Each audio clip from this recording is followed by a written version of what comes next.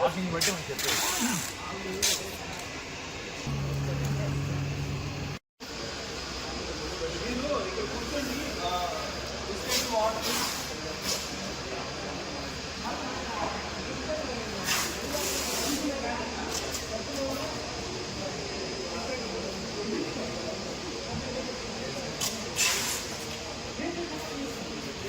రోజుకి ఏం కాదు, ఇటువంటి ఈ రోజు కావాలంటే గన్నవరం హాస్పిటల్ పంపించి పిల్లలు ఒక రోజు పిల్లలు ఏం కాదు బ్రహ్మాండ పెట్టి ఇక్కడ మీ ఊర్లో బాగాలేదు కాబట్టి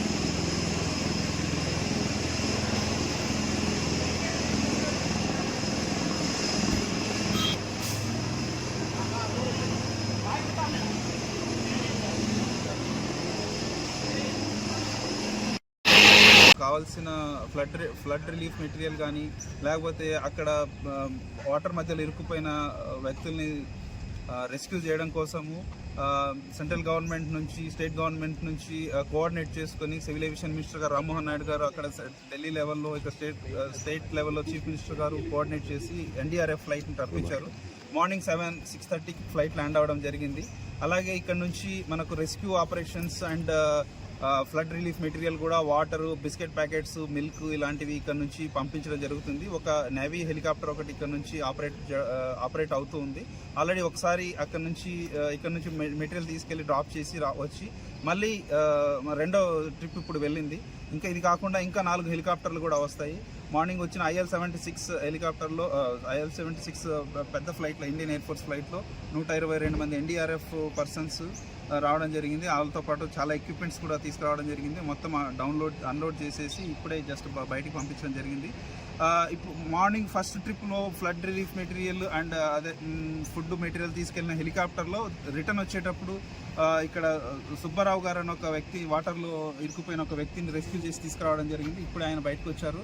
సో సెకండ్ ట్రిప్ మళ్ళీ without stopping the engines, navy officers time waste అవుతుందని చెప్పేసి ఇంజిన్ స్టాప్ చేయకుండా రీఫీలింగ్ చేసి అలాగే మెటీరియల్ మళ్ళీ లోడ్ చేసుకొని వెళ్ళారు.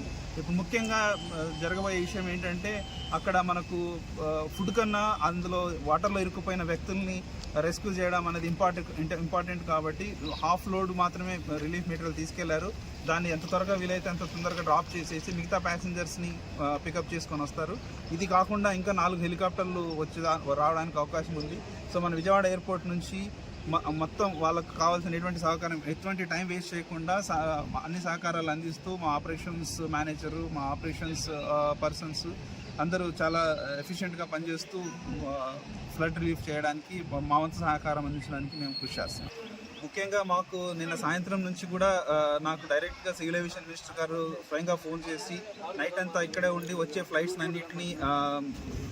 ఫ్లైట్ని అకామిడేట్ చేసి వాళ్ళకి కావాల్సిన సదుపాయాలు కలిగించమని చెప్పారు. అందుకే రాత్రంతా మా సిబ్బందితో పాటు మేమంతా ఇక్కడే ఉన్నాము. నైట్ వచ్చిన ఫ్లైట్స్కి వాళ్ళకు మెటీరియల్ లోడ్ చేయడానికి, అన్లోడ్ చేయడానికి మెటీరియల్ కూడా స్వయంగా మా స్టాఫ్ స్వయంగా లోడ్ చేయడం కూడా జరిగింది. మా స్టాఫ్ అందరూ సహకరిస్తున్నారు, పోలీసు వాళ్ళు సహకరిస్తున్నారు, గ్రౌండ్ స్టాఫ్ సహకరిస్తున్నారు. అలాగే ఇక్కడున్న ప్రతి ఒక్కరు కూడా rescue operations and relief operations చాలా సమృద్ధిగా కరెక్ట్గా జరగడానికి అందరూ హెల్ప్ చేస్తున్నారు.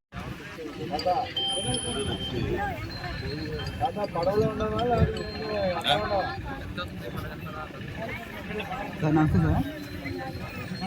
సార్. అదే సార్ బ్యాంక్ కలెక్టర్ గారు ఒక స్కీమ్ పంపించారు సార్ ఉయ్యూరు ఎంఆర్ఓ గారి దగ్గర ఉన్నామని చెప్పి వెళ్ళాలా సార్ మేము ఉయ్యూరు తహసీల్దార్ ఉయ్యూరు ఎంఆర్ఓ ఉయ్యూరు దగ్గర ఎవాక్యుయేషన్ ప్రోగ్రామ్ చేయాలి బాబు పక్కనే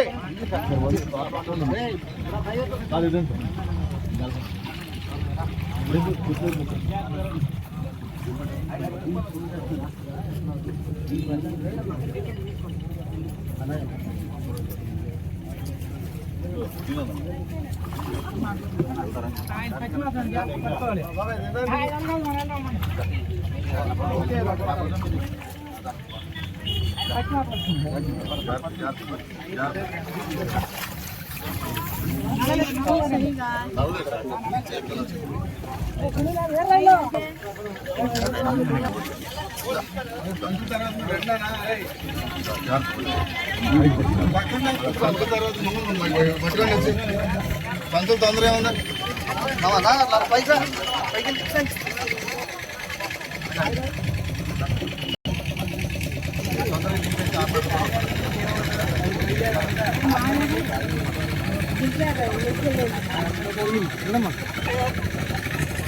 పక్క చేస్తారు దిగినోళ్ళు పక్కన